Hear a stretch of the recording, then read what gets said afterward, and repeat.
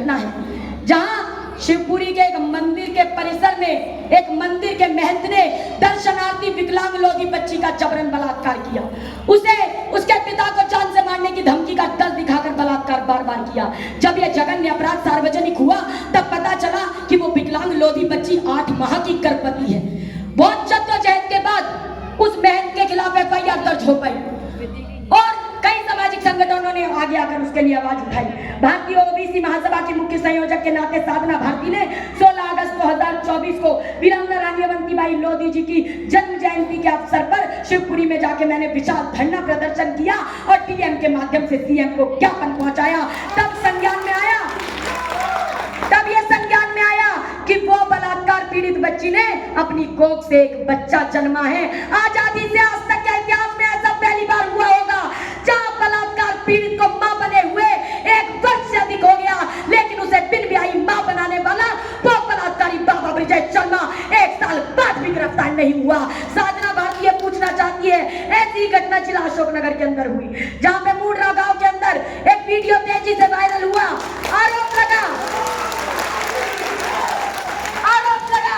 आरोप लगा कि एक गरीब लोधी परिवार के एक युवक को मल मैला खिलाने का आरोप लगाते हुए वीडियो बहुत तेजी से वायरल हुआ।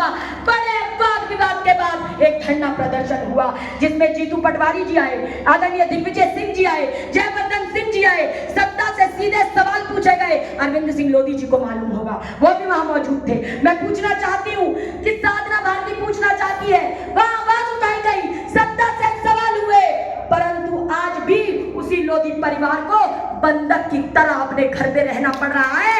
अरे ये कैसा अगस्त महा है आजाद क्रांति का? ये साधना भारती पूछना चाहती है कि आजादी की क्रांति का कैसा अगस्त महा है जहां बलात्कार करने वाला तो 1 साल बाद भी खुला घूम रहा है, आजादी में मदमस्त घूम रहा है, और दूसरी तरफ एक पीड़ित को भी तलवा मजदूर की तरह बंधक बनाकर रखने का काम किया जा रहा है।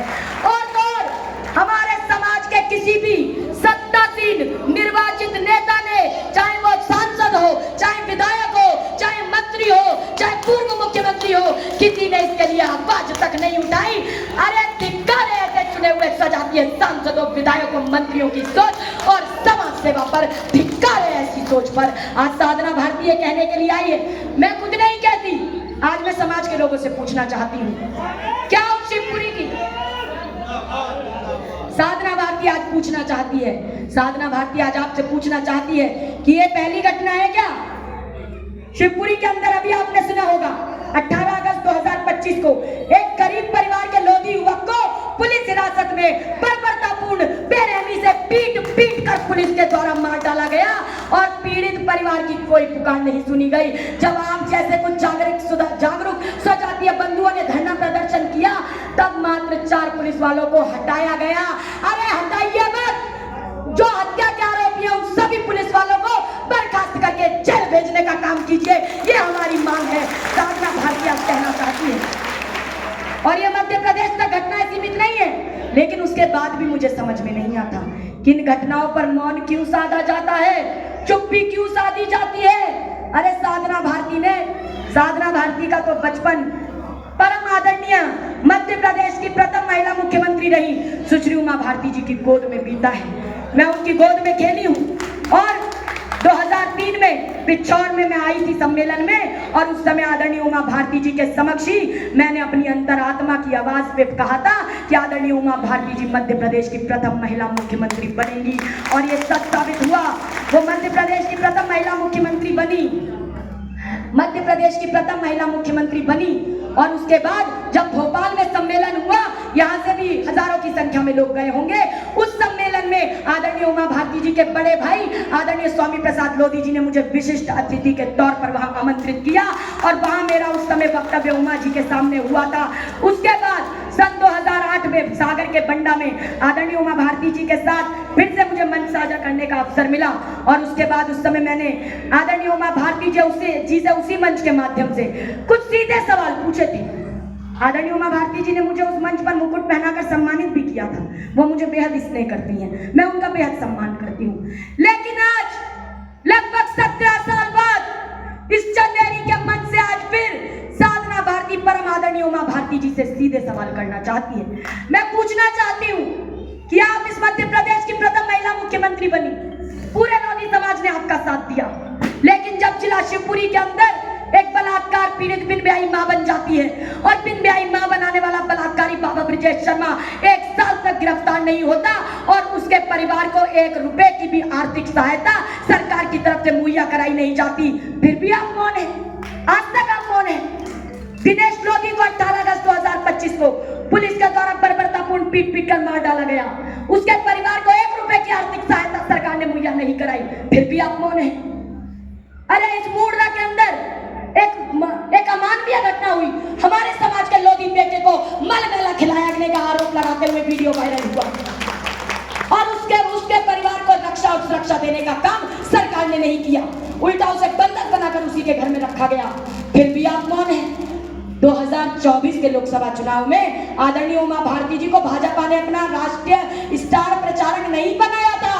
उसके बाद भी आदरणीय उमा भारती जी ने आदरणीय सिंधिया जी को अपना भतीजा कहकर उनका हाथ पकड़कर पूरे गुना लोकसभा क्षेत्र के लोधी समाज से वोट मांगने का काम किया था और इसी लोधी समाज ने वोट देकर जिताने का काम किया। तो फिर आज क्यों आदरणीय उमा भारती जी उन्हीं भतीजे का हाथ पकड़कर इन अन्याय का इन पीड़ितों को न्याय दिलाने का काम क्यों नहीं करती? आदरणीय उमा भारती जी, आप अलीगढ़ जाती हैं, सम्मेलन में भाषण भी देकर आती हैं, परंतु वही अतरौली के अंदर हमारे ही समाज के सरपंच को जिला बदल करके गांव में पूरा जुलूस निकालकर घुमाया जाता है, उसे अपमानित किया जाता है। साधना भारती पूछती है, अमित शाह जी को भी तड़ीपार किया गया था, परंतु क्या किसी ने गृह मंत्री अमित शाह जी का जुलूस निकालते हुए देखा था? क्या कहीं देखा था जुलूस निकालते हुए?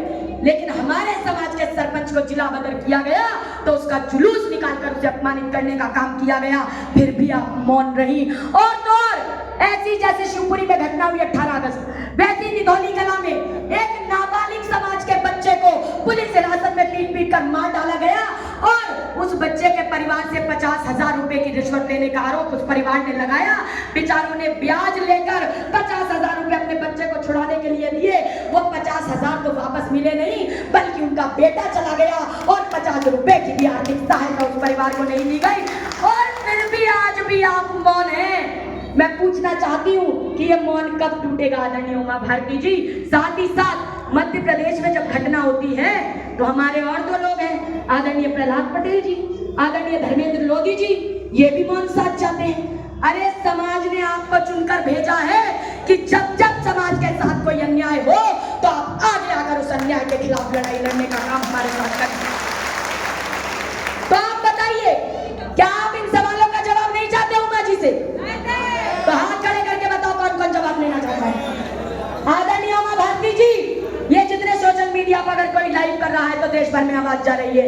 ये साधना भारती के हृदय के सवाल नहीं है, मात्र चंदेरी के लोधी समाज के सवाल नहीं है, ये तो पूरे समस्त देश के लोधी समाज के युवा, किसानों, महिलाओं और लोधी समाज के हृदय के सवाल हैं और इनका जवाब आपसे लोधी समाज के लोग चाहते हैं और मुझे उम्मीद है कि जल्दी इसका सकारात्मक उत्तर आपसे मिलेगा। मैं समझाना चाहती हूँ, आपको बता देती हूँ, ये समाज की आज जो दिशा और दशा है ना, इसे देखकर एक दृष्टांत याद आ जाता है। इतना अन्याय हो रहा है, इतना उपयोग हो रहा है और उमा भारती जी खुद कहा करती थी कि भाजपा नेताओं और लोगों का उपयोग कुछ इस प्रकार करती है जिस प्रकार कोई व्यक्ति जलेबी खाने के लिए दोनों और पत्तल का उपयोग करता है। जलेबी खाने के लिए जलेबी का पूरा रस चूसने तक तो दोने को रखेंगे अपने पास, फिर दोने को फेंक दिया जाता है। इसी तरह भाजपा ने कईयों का अपमान किया, उसमें बाबूजी कल्याण सिंह जी का भी अपमान करने का काम किया, दूध में से मक्खी की तरह उन्हें बाहर फेंकवाने का काम किया। तो बाबूजी कल्याण सिंह जी ने क्या कहा था? बाबूजी कल्याण सिंह जी ने कहा था एक वक्तव्य में कि हो सकता है एक दिन मैं ना रहूं, लेकिन अगर लोकतांत्रिक अधिकार नहीं मिले, मांगने से ना मिले तो थप्पड़ मार कर भी मांगने वाले